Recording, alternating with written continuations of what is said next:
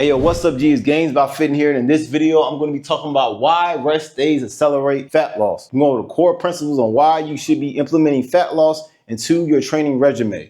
Let's get straight into it. So the hustle culture. This is the idea that no days off build the most muscle. It's complete nonsense. 7 days out of the week is some ridiculous badge of honor. All this is going to do is make you softer, not leaner, okay? And that's because it's going to spike your cortisol levels. You don't want to be training 7 days out the week. It wastes your fucking time. I'm gonna talk about my personal story in this. I personally adopted this method thinking I would outwork everyone. And what I actually found was it did seem like it gave me good results in the beginning initially, but eventually I started to plateau extremely hard. I trained my body beyond its limits for it to be incapable of repairing that. I started to get muscle spasms in my body, okay? I was overtraining. And it was the day I started taking real rest days is the day that everything changed. Let's get into the science of stress. Cortisol explained. When you train, you invoke the tremendous stress on your body. Your cortisol spikes during and after workouts. The problem is chronic elevation is going to destroy fat loss. What does high cortisol does? This is going to increase your appetite cravings. It's going to promote fat storage, especially around your midsection. Say bye-bye to abs. It's going to disrupt sleep quality. This kills muscle recovery. This makes you hold water like a fucking sponge. You're going to be bloated doing this shit, right? Training 7 days out the week is going to hold on to your cortisol. This is a vicious cycle. You'll get poor recovery, elevated cortisol, worse workouts, more stress. You're basically working harder for worse results. So let's get into the recovery cycles breakdown. The 48 to 72 hour rule. The muscles aren't growing in the gym, they're growing during rest. Protein synthesis peak 24 to 48 hours post-workout. Hitting the same muscles before recovery is just you spinning your wheels. You're not giving your body optimal time to rest because the protein synthesis rule states that you do not get the benefit of your muscles fully replenishing until you're within that 24 to 48 hour window of no exercise. What actually happens during rest days? Muscle fibers repair and grow stronger, and your glycogen stores refill. Hormones rebalances, that's testosterone and growth hormone, and your cortisol levels normalize, allowing sleep quality to improve. There are two types of rest that you should be doing.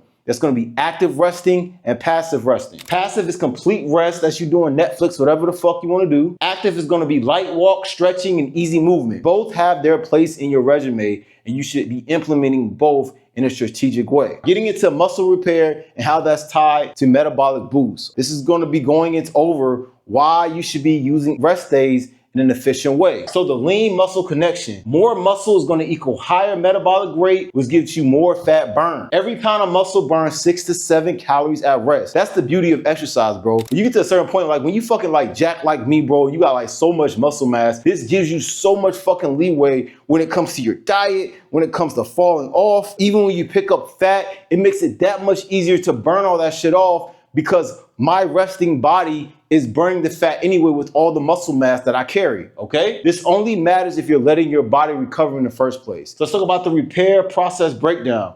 During recovery, your body uses energy to rebuild tissue. Inadequate recovery equals minimum muscle growth, which is going to give you a slower metabolism. All right, so let's put all this together. The compound effect. Better recovery equals more muscle, which equals a higher metabolism, which is going to give you easier fat loss. It's not about building calories during the workout. It's about building the machine that's going to burn the calories 24/7, bro. So let's get into the practical implementation. 2 to 3 complete rest days per week minimum. Me personally, I do 2 rest days. I train 5 days out the week and I give myself 2 days where I don't do any activity. My rest days are fucking rest days. That's when I get my break. But the whole point is that you listen to your body so you can adjust the adequate amount of rest days that you should invoke. If you're tired, take your damn rest day. It's that simple. Here are some signs that you may need more rest.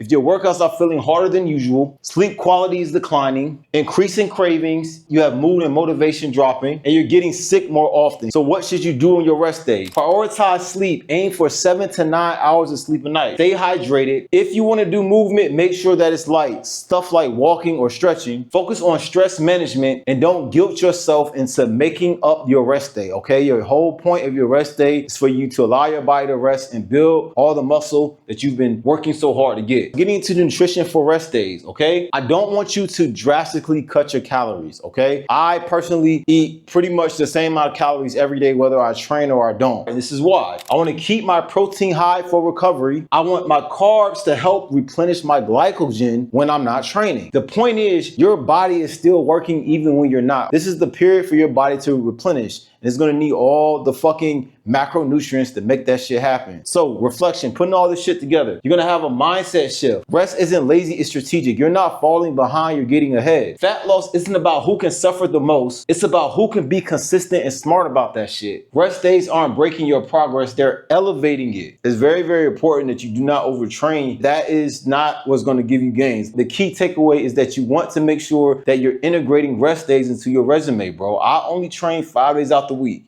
and I can still look in incredible shape. And I'm doing it in a smart way so that I am not putting my body in a situation where it's gonna gain more fat, not be productive, and allow myself to recover in a proper way. So always remember, bro, you wanna make sure that you are implementing rest days in a right way that's gonna give you the benefits you want. And that's it, bro. I hope this video helps, and I'll see you in the next one. All right, peace.